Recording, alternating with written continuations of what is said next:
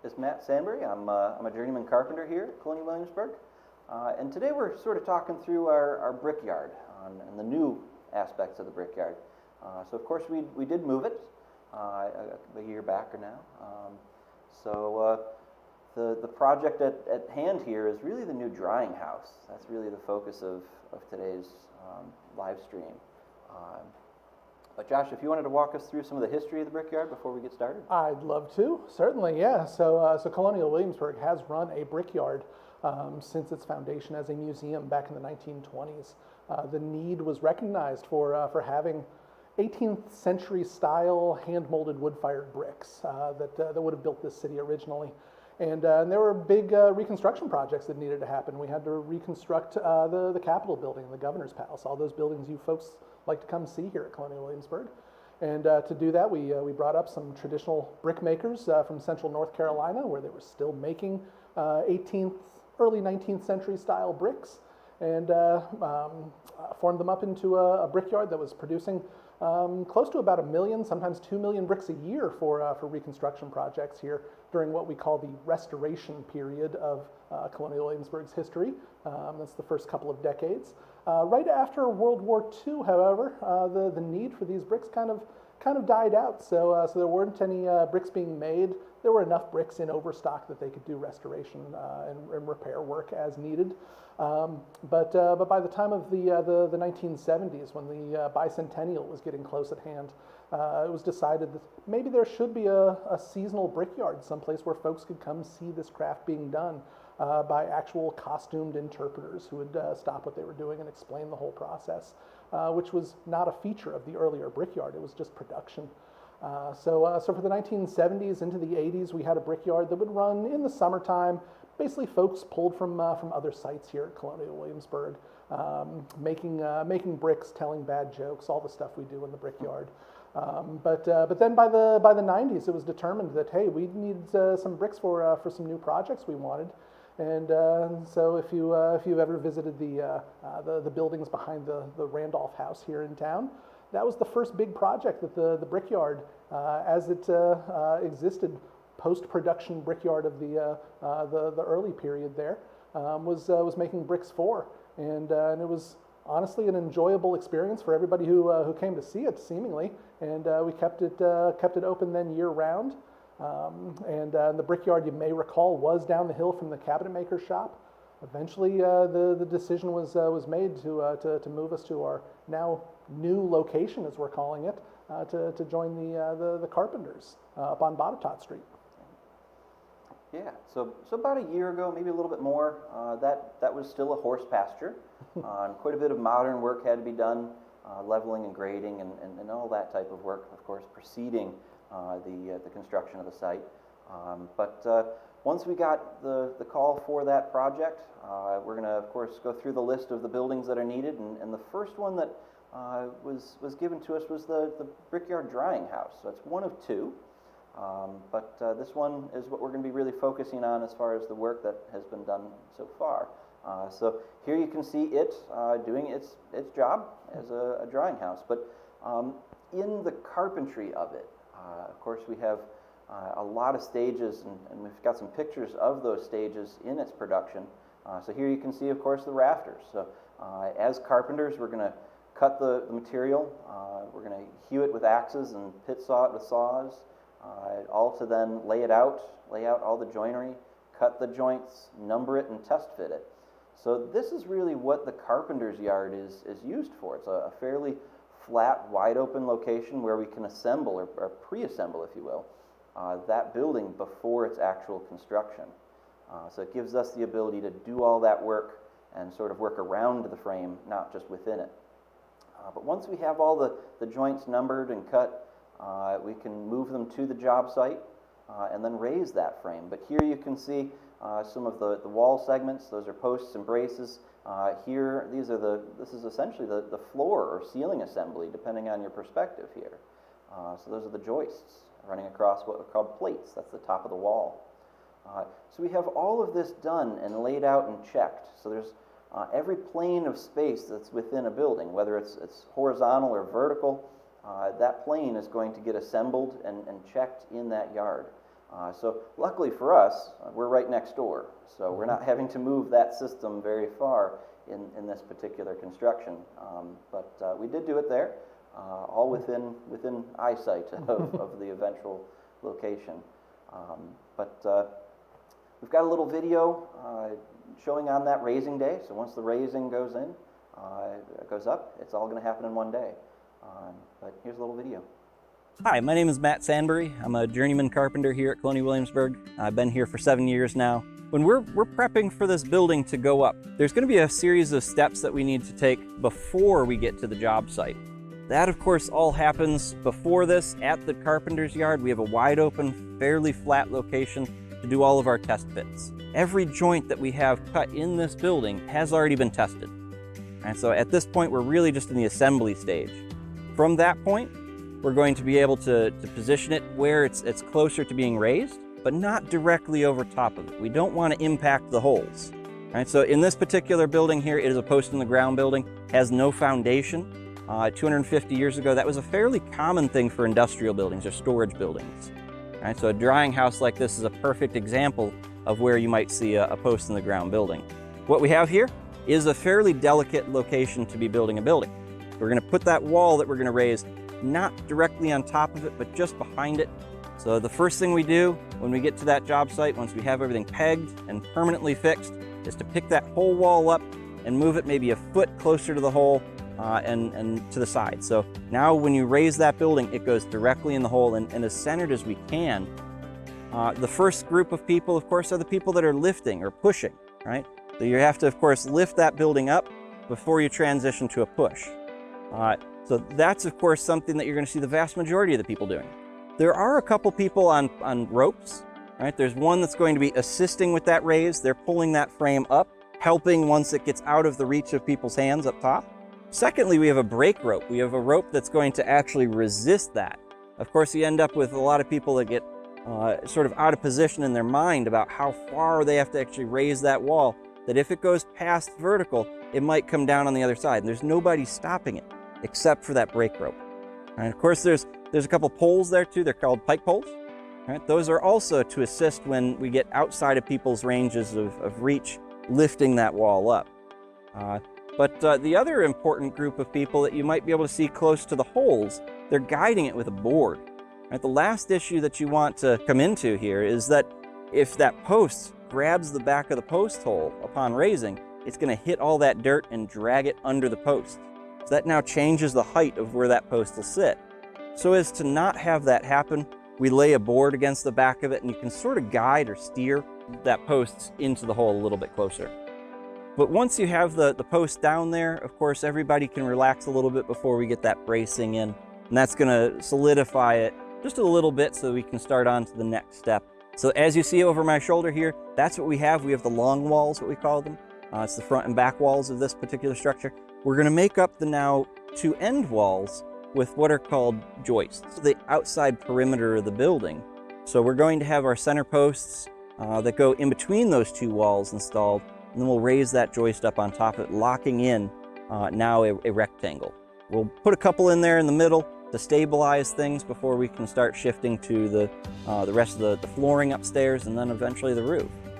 So I suspect that'll happen tomorrow, that we'll be raising up the trusses. They're already assembled.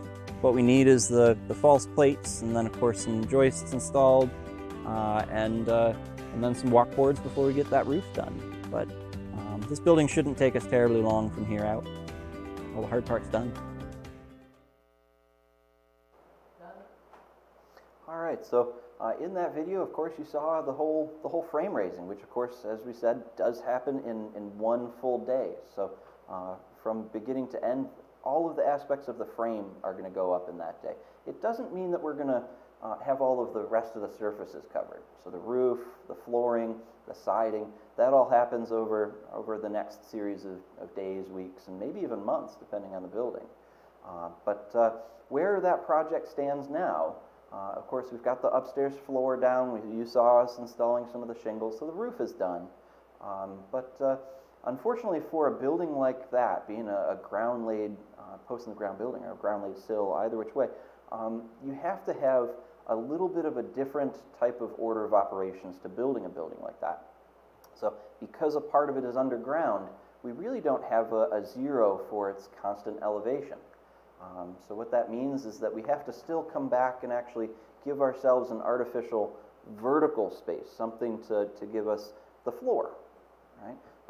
So in that particular instance, we're going to have to rely on our coworkers over here in the Brickyard to actually do that paving for us so that we can do the downstairs wall, and that'll give us somewhere to actually start with that wall. But Josh, if you wanted to handle some of the paving a little bit. Happily, yes. But before I do, maybe some folks at home have some questions for us. Maybe. Yeah, thanks. And this is Trades Tuesday producer Bill Pavlak, and I will be voicing questions from our viewers. We have some coming in. We'll get to pretty soon. One question, Matt: when you're doing a building with post and ground like that, are there special considerations for what timbers to use, or would you not use certain ones that you might use in a building with a foundation? Yeah. So anytime that we have wood that's in contact with the ground, we're going to choose a type of wood that'll hold up better in that application. So in particular, locust is what in this particular instance here for the drying house. Those are black locust, and that'll resist termites. Carpenter ants don't really get into it too much, as well as things like rot. So it'll hold up for quite a while, but that is a consideration. We can also use things like Atlantic white cedar or bald cypress. So in years past, our crew has used those species in that application as well.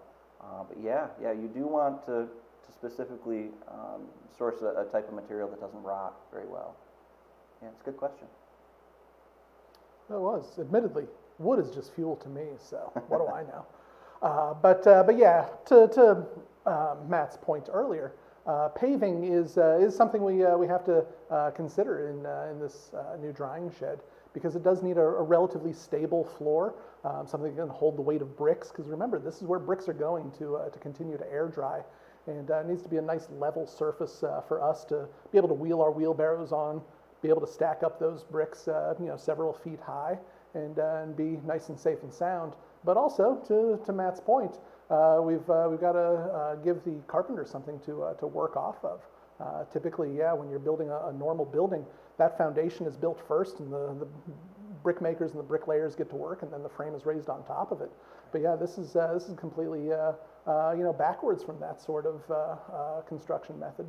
So we've got a couple of apprentices in the Brickyard who part of their apprenticeship does involve paving. So well, they've got younger knees than me, so that's what they're going to be doing probably for another week or two until we get that flooring in there, and that'll give our friends, the carpenters, a chance to put in that staircase, put in the siding and the sill there. But now that the Brickyard is kind of expanding, you might be asking yourself, well, what sort of things are you doing in the Brickyard? Well, I'm glad you asked, or maybe you didn't. We've got ourselves a little video that will kind of explain what goes on in the Brickyard here at Colonial Williamsburg, what sort of things we do. Hello everyone, I'm Josh Grammel, Master of Masonry Trades here at Colonial Williamsburg. Just wanted to give everyone an update on what's going on at the Brickyard. We've moved to our new site here on Botetourt Street from our old spot down the hill from the cabinet maker's shop. Despite the new digs, we're still making bricks the exact same way that you remember us from the last place. We're still treading the clay, mixing it up with our bare feet, laying those bricks out on the sand beds, letting them dry for several days until they harden up into what we call a green brick. And then we're moving those green bricks into a new shed that the carpenters built for us this summer. And it was raised with the help of some other tradesfolk who came out to help with the raising of the sides. And the carpenters have the material for building us a second drying shed. That will allow us to expand the number of bricks that we'll be able to make over the course of a summer and store them safely, get them out of the rain. There's also space for us to put our carts and our wheelbarrows away, get them out of the rain as well. We're really, honestly, pretty excited about having this much infrastructure. And now that we operate a combined building trade site here, we're going to be able to tell the whole story of how a building comes together, which I think is pretty great. For so long, our trades were separated geographically. Now that we're together, you can come see how the bricks are made, how the shingles, how the frame is put together. And honestly, in the 18th century, that's the way it works. You hire a brickmaker. We come to you and we're digging up your clay and making your bricks on that very job site. The carpenters are test fitting that frame very, very close to where the whole thing is going to go together as well. So having our two trades side by side makes a lot of logical sense, and it's going to make projects like, say, the Bray School or the eventual reconstruction of the First Baptist Church, which the archaeologists have been digging up lately, that much easier. So we're really excited about that development, and we're looking forward to all sorts of great projects coming up in the building trades. Why don't you come down and ask any questions you got for us or the carpenters.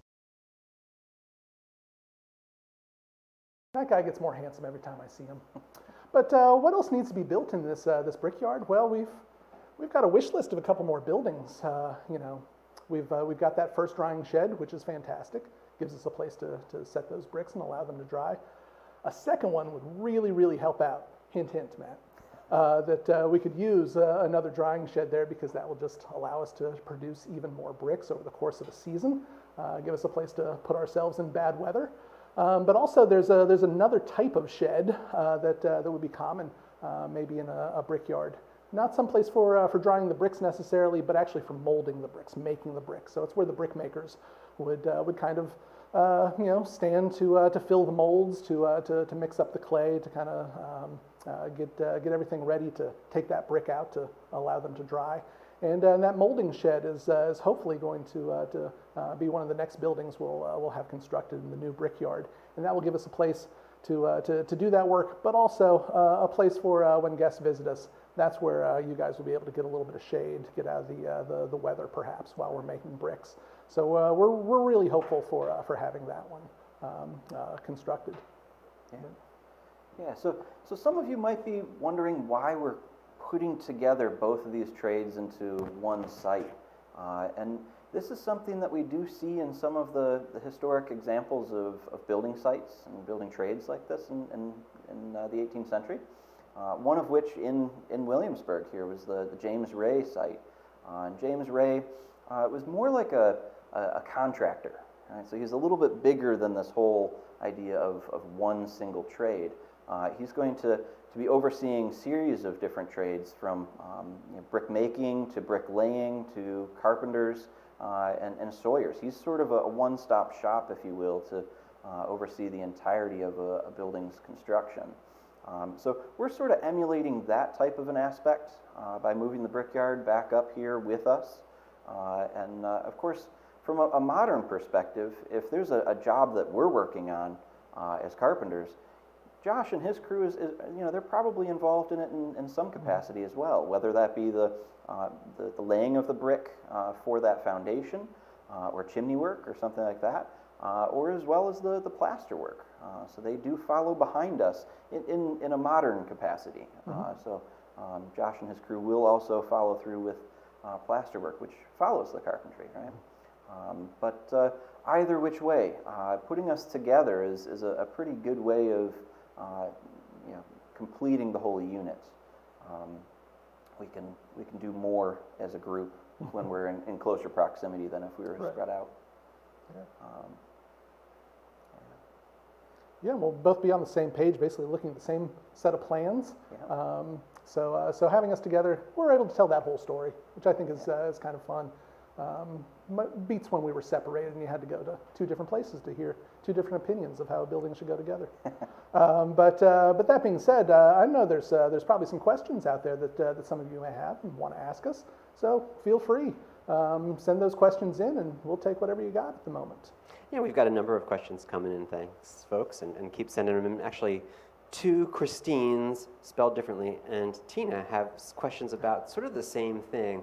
That is, what concessions or tweaks have to be made to deal with modern code and requirements, and in particular, one of our Christines notices that the holes the posts are going in look like they're dug with modern equipment, and there's something down in there. So if you could speak in general to modern stuff, but also the holes in particular. Yeah, that's a good eye, Christine and Christine. So yes, there are modern concessions to any one of the buildings that we build.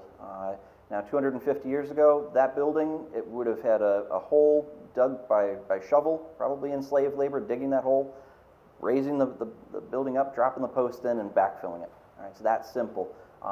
Today, of course, we have a lot more going into this whole project. We can't build a building like they did 250 years ago. So the modern concessions, what you are seeing in the bottom of that hole, is something called an earth anchor. So that is essentially satisfying the engineering aspect to what's attaching the framing to the foundation. All right, so when you answer that question in modern day building codes, there generally is a piece of hardware that does that, and in this case, that's what satisfies it. So it's a big metal screw that is screwed down beside the post, or in this case, preceding the posts, insertion into the hole. But now you have to attach that large earth anchor with a bolt going through the post. There are a couple of other modern concessions that we have to make. So up at the very top of the roof, where the rafter feet come down into what's called a plate, or a false plate in this case. We do have to actually bolt them, so there's an 8-inch lag screw that goes in there. 250 years ago, that would have just been a large spike. Just a big nail going in at the foot. So there are some areas within the construction of a building like this that we do have to use modern concessions. But if we ask ourselves what happened to these buildings 250 years ago, well, a lot of them are still standing here. So to say that their methods were inferior, I think is not where we want to go. But to cover our bases and to build them according to modern day code, those are things we have to do. And as far as the hole being dug, we at Colonial Williamsburg are an archaeologically sensitive space. So we are going to have to use a lot of different methods to dig holes. And that's something we all have to be aware of here too. So a number of our viewers and signing up on mentioned how cold it is today where they are. And we're inside today because it's rainy here in Williamsburg, but not too cold. But especially with brick making, is this a seasonal activity, or is it done throughout the year? I mean, how much are you concerned about the weather when you're doing this? I am always concerned about the weather. If you folks, were watching that video, that's the first building I've ever had. I'm standing outside all the time. I'm going to complain if I've got a soapbox to do so. But yeah, brickmaking is considered a very seasonal operation. I like to compare us honestly to farming more than anything else, because there's something that always has to be done throughout the year, all 12 months of the year, whether you're a farmer or you're a brickmaker. But the activity of actually molding those bricks and drying them, that's something that is done only in the warm part of the year. Here in Virginia, that tends to be between the frosts, maybe about April or May through about September. Nowadays in 2023, we can probably push it into October. But 18th century, we know that the first frost tended to come, mid-September or so. So that's when you're actually laying the bricks out, letting them dry. You collect all those bricks out of that drying shed that hopefully some nice carpenters have built for you. And you're building then the kiln and firing that, usually at some point in fall. And we can tell just through some of the 18th century records we've got that, yeah, we're burning our kiln here at Colonial Williamsburg in the 2020s in November. Well, so are they in the 18th century as well. And that's because, well, it's not that you don't want to stand next to a great big roaring fire in the summertime, but summertime is brick making season. You can't waste your time burning bricks when you should be letting them dry. And then the rest of the year is really prepping to make more bricks. You're pushing that boulder back up the hill. So you're digging your clay, you're chopping your firewood, you're making sure that you've got enough work to keep you busy throughout the remainder of the year of brick making. So there's always something to be done, but weather like this, today it's a little chilly and rainy. You wouldn't find the brickmakers probably doing a whole lot, out there. But this is the time of year when you'd probably be digging up your clay, in fact, just letting it sit out in this kind of weather. And so that's a great segue into Sue's question, which is, where is the clay coming from, both today and in the 18th century? Is it local, or would you ever bring something in from further away? Sure. For us, it is a consideration that in the 18th century, it's always going to be a local product making brick. So you're digging up the clay that's available on your customer's property, and we'll come there, dig up the clay that's on your land. There's clay under your feet here in this part of Virginia. Really, if you're south of the Mason-Dixon line, you've got clay. You can make bricks wherever you like. Every square foot of Virginia is a potential brickyard, quite honestly. Now, like Matt was saying earlier, we've got the extra consideration that there's a lot of archaeology that needs to be done in this town. You can't just willy-nilly dig a hole wherever you want. You're going to hit something. So our clay today for Colonial Williamsburg, the museum, comes to us from just outside of town. If you take a look at a map, it's Charles City. It might not mean anything to you if you haven't taken a look at the local area. But it's about 15 miles away or so. And it's good clay because, honestly, we can get it. Any clay you dig up out of the ground is probably going to make a decent enough brick. Don't think of us like potters where you have to get a certain type of clay. Perhaps you've got your heart set on some nice clay for making something like that. Brick making, any clay we can get out of the ground, we can turn into brick. So yeah, our clay is reasonably local, but not by 18th century standards. So Matt, we have some similar questions for you about the wood. Howard wants to know if the timbers are dried or seasoned before they're assembled, or to what extent. And then Marcia is wondering, are the woods you're using available on site, or at least locally? Where are those coming from? Yeah, so those are both good questions. So in the world of timber framing, which is modern vernacular for what we're doing, right? Historic carpentry, or building these things with larger framing members. So when we're talking about timber framing like that, it's going to always be a green piece of wood. So it has a lot of moisture in it, but it also means that you're able to do this task faster, right? So if we were to look at an 8-inch by 8-inch post, for example, like what you see in the drying house here, that might take upwards of a decade to air dry, right? So carpentry just doesn't have that amount of time. So instead, over the thousands of years of people building with this type of material, they've just simply adapted how they work with green wood to accomplish that task. But if we're looking at the entirety of a buildings project, the only thing that we have to have seasoned is going to be your flooring. So if we laid green floor today, you'd know about it tomorrow. Right? They're going to start warping, and you. All right, so the material coming from all across the East Coast, so Florida, Georgia, Louisiana, all the way up to Maine, we get all that material from really the East Coast.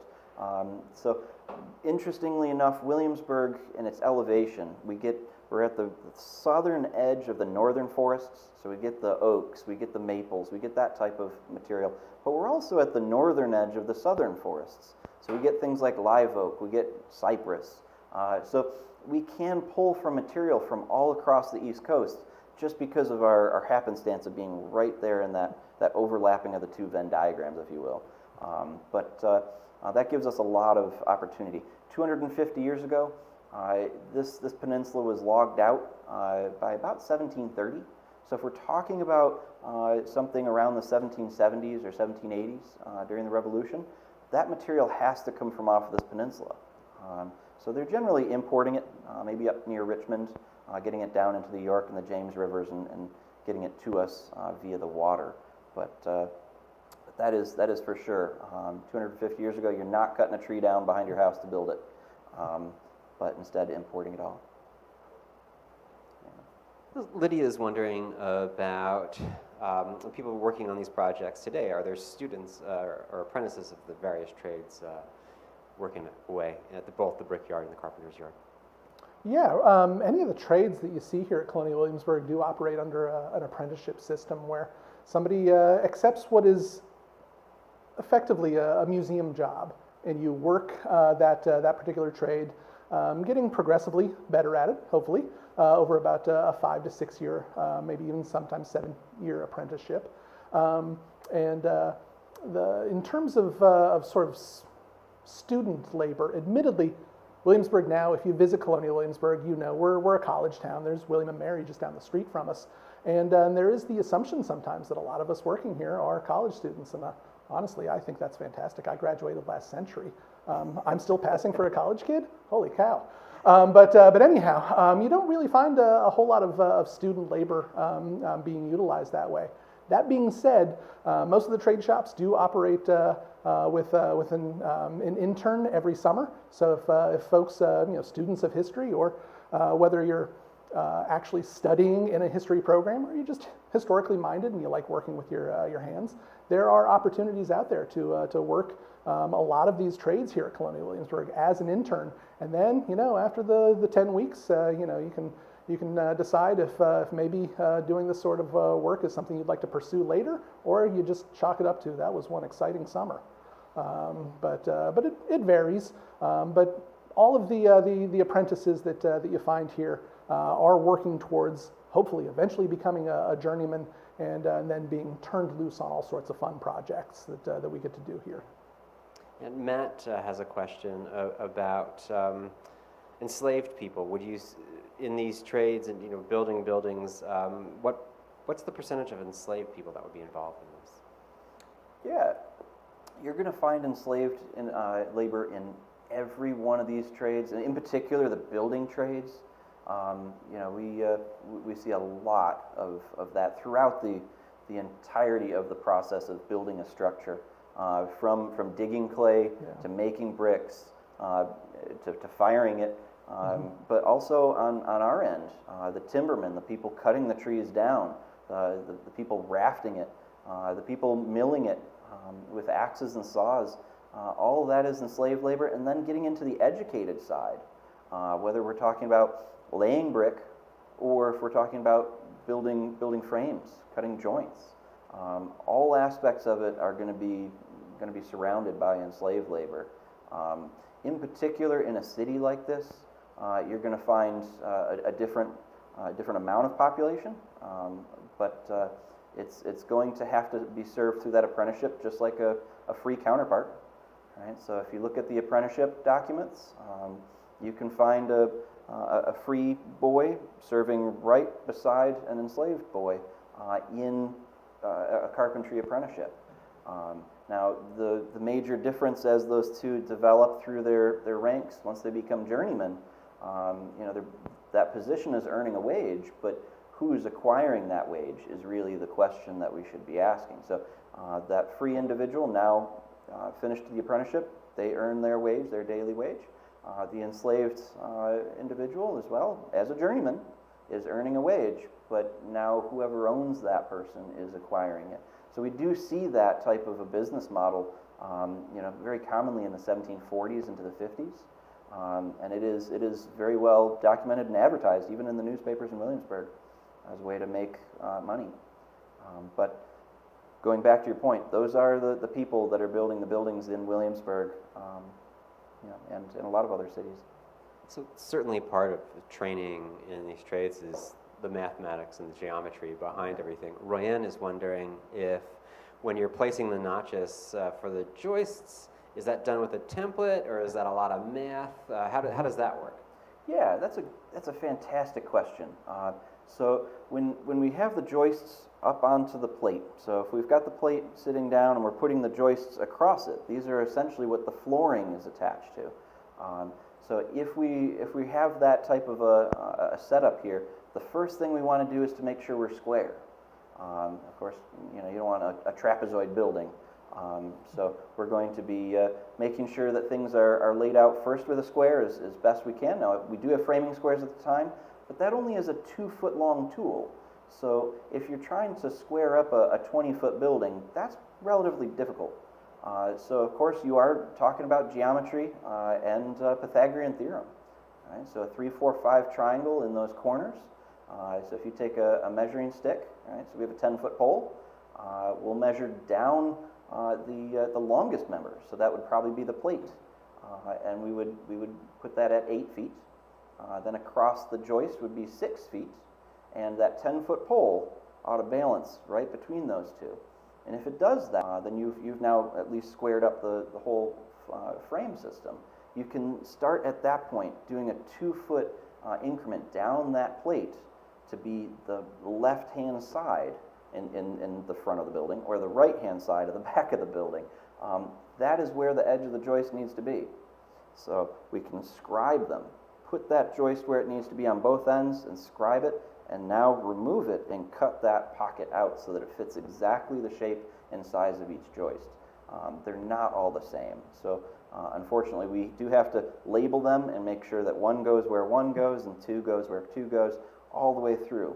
But geometry, if you're looking at how to really practice geometry, this is that 3rd dimension of it. But that's why we break it down into 2 dimensions to easily grasp all of our joinery, and then apply that 3rd dimension to it, and everything will work out. But you do have to be very consistent in your layout. It's a fantastic question. Would that layout and joinery work be done on the building site or in a carpenter's yard, or could it go either way? Yeah, the vast majority of the framework ought to be done in the carpenter's yard. That's the location that we have full flexibility to move what we need to where and when.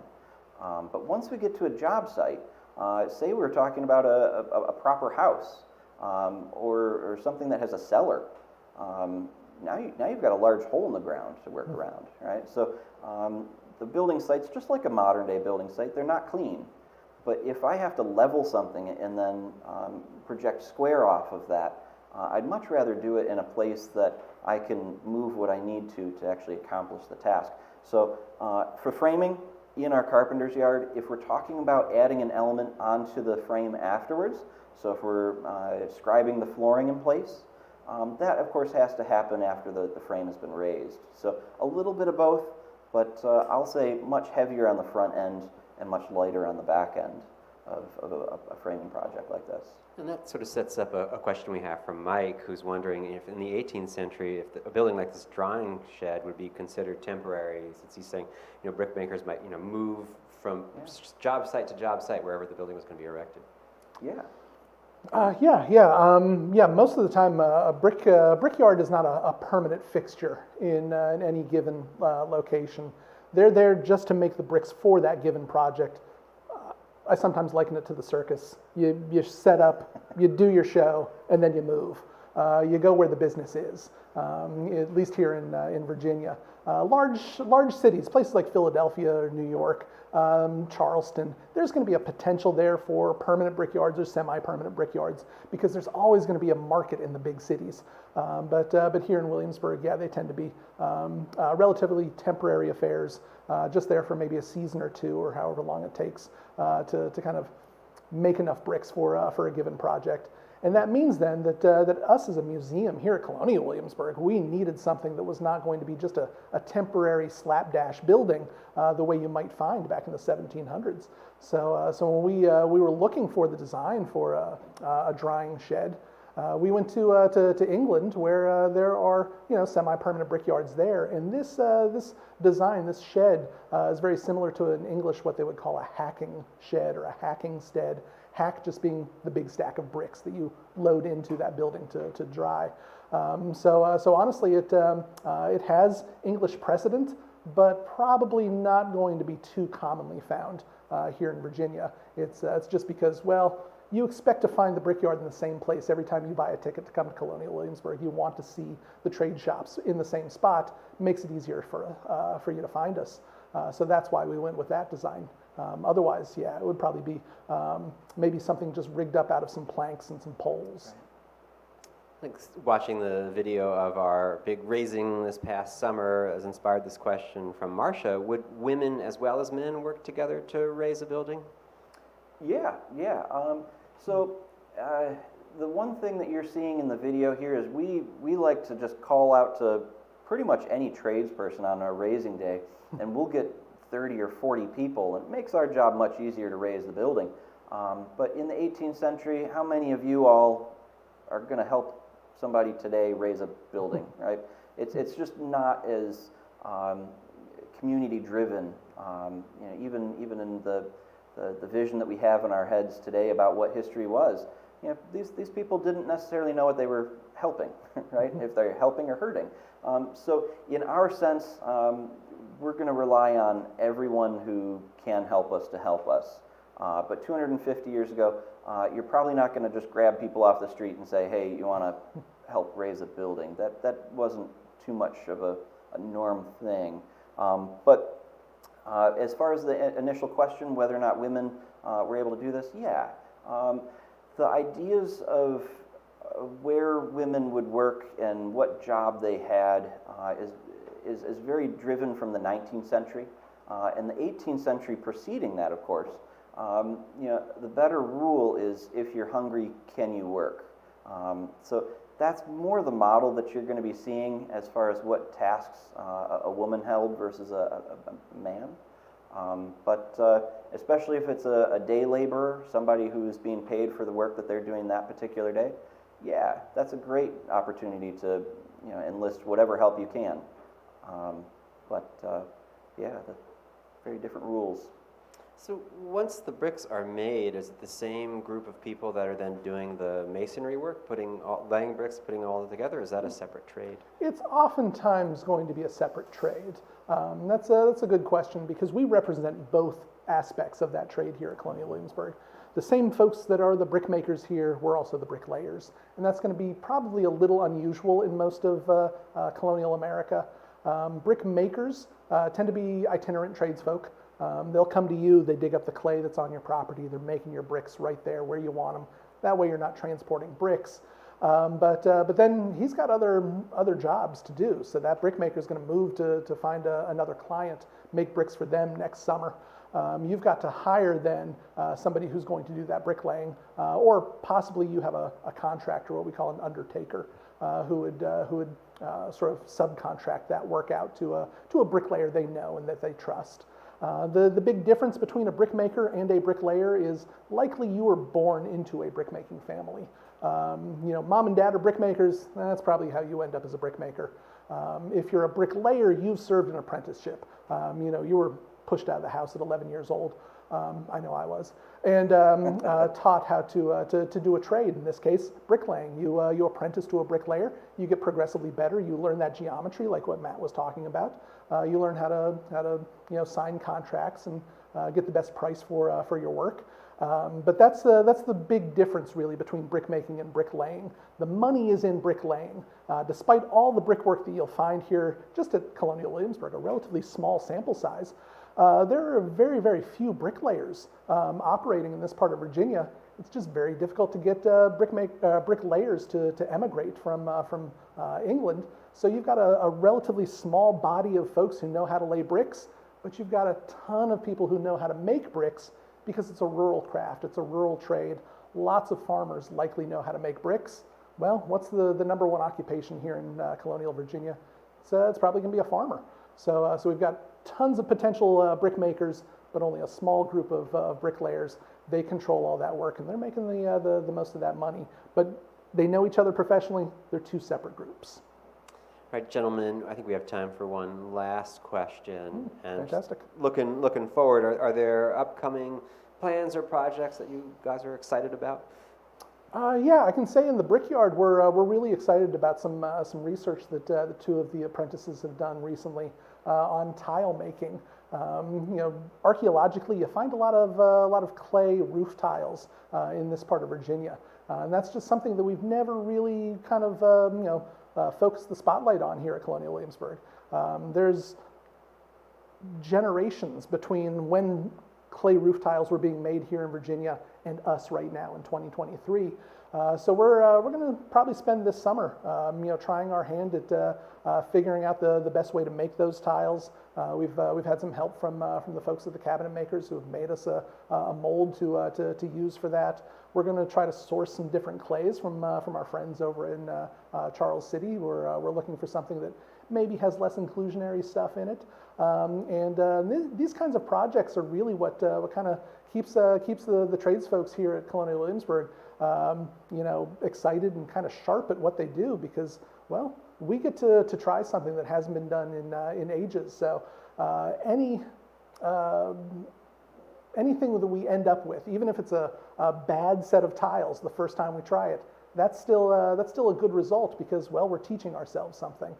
We've got the limited amount of stuff that folks wrote down about tile making to go off of, and then a whole lot of trial and error coming up. So we're really looking forward to that.